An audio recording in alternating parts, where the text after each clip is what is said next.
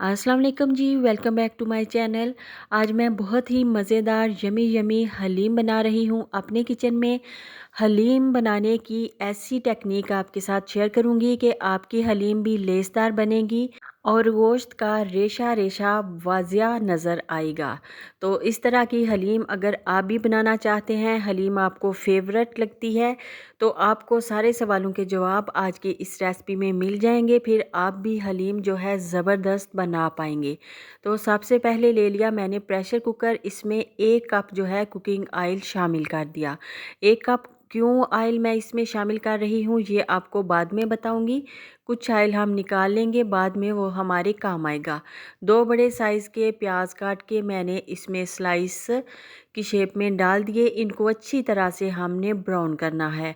तो 1 टेबलस्पून भर के जो है अदरक और लहसुन का पेस्ट वो इसमें शामिल कर दूंगी और 1-2 मिनट इसका कच्चापन भी हमने दूर कर लेना है।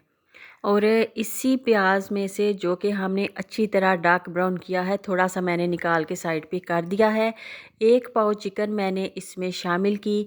चिकन जो है हमारी वो बोनलेस है, इसमें कोई भी हड्डी मौजूद नहीं। और 2 मैंने मीडियम साइज़ के टमाटर काट के इसमें शामिल कर दिए।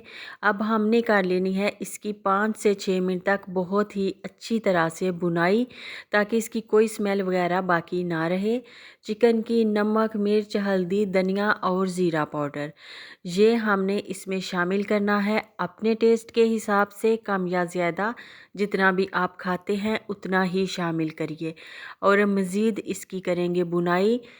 3 से 4 टेबलस्पून फेंट के मैंने दही रखा हुआ था, वो इसमें शामिल कर दिया। दही डालने के बाद हमने अच्छी तरह इसको भून लेना है और टमाटरों का भी जो है वो ग्रेवी बन जाए और दही जो पानी छोड़े उसको भी भून के अच्छी तरह से हमने ड्राई कर लेना है।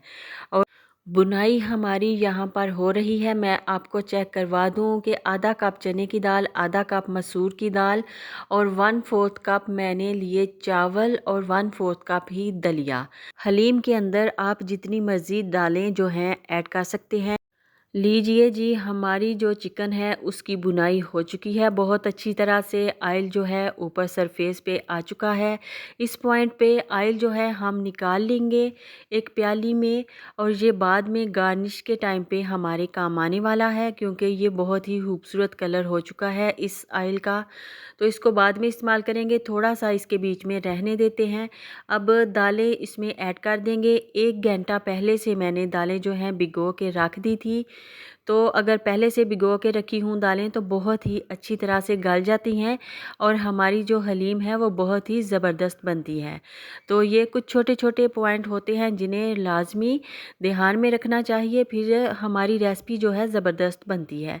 तमाम दालें मैंने इसमें ऐड कर दी, यानी कि 4 चीज़ें मैंने ऐड की हैं।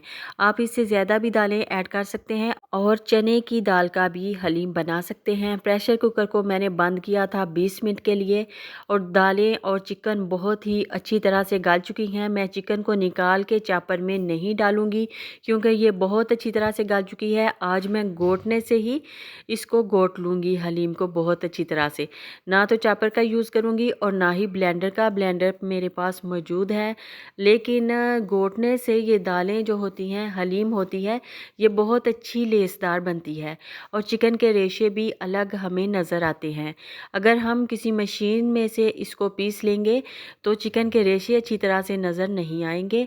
तो बस कोशिश करेंगे घोटने से ही घोट लें और सारी चीज़ें तो गली होती हैं। फटाफट 4 से 5 मिनट में ये हमारा जो हलीम है तैयार हो जाता है। बहुत ही अच्छी तरह से यकजान हो चुका है।